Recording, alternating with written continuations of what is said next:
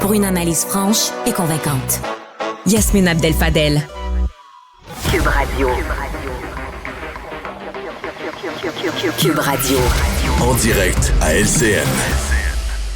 Alors, on vient d'entendre un des dirigeants, Jean-François Roussel, assistant directeur à la section des enquêtes criminelles police de Laval. 3 personnes qui ont été arrêtées.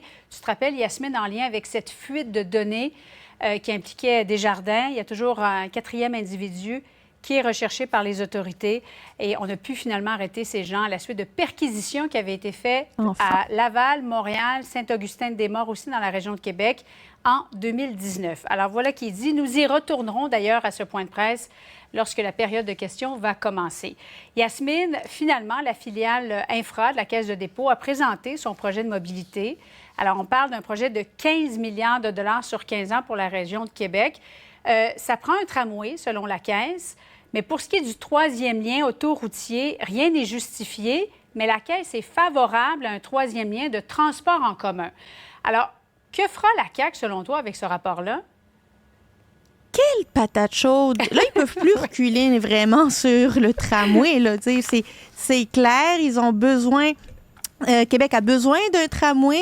Ça donne raison, du moins en théorie, à Bruno Marchand qui, lui, dit qu'il faut un tramway depuis tellement longtemps.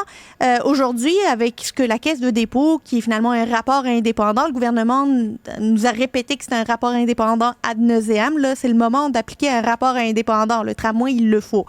Je pense que ça va être beaucoup plus facile de prendre une décision sur le tramway que sur le 3e lien, parce que le 3e lien, ils peuvent pas reculer sur le recul du recul. Là. À certains moments, il va falloir tenir une ligne. Puis ils sont en déficit de crédibilité sur le dossier de tout ce qui est mobilité dans la grande région de Québec. Les élections, qu'on le veuille ou pas, arrivent à grands pas, 2026. Et maintenant, quand on leur dit il faut un tunnel ou en fait il faut un 3e lien de transport en commun, je pense que le gouvernement peut couper la poire en deux, avoir principalement du transport en commun, mais toujours avoir un volet minoritaire autoroutier, puis essayer de ménager tout ça. Mais ils vont repartir encore à zéro à essayer de développer un projet qui puisse répondre à tous ces paramètres-là, à plus forte raison lorsque le fédéral dit que lui ne participera au financement que s'il y a du transport en commun. Une énorme patate chaude.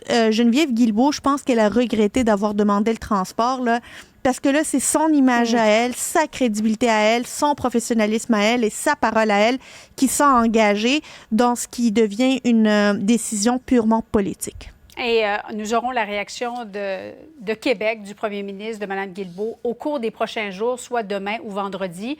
Yasmine, exceptionnellement, nous écourtons notre chronique ensemble aujourd'hui. On doit immédiatement retourner à la période de questions police de Laval en lien avec cette fuite de données chez Desjardins.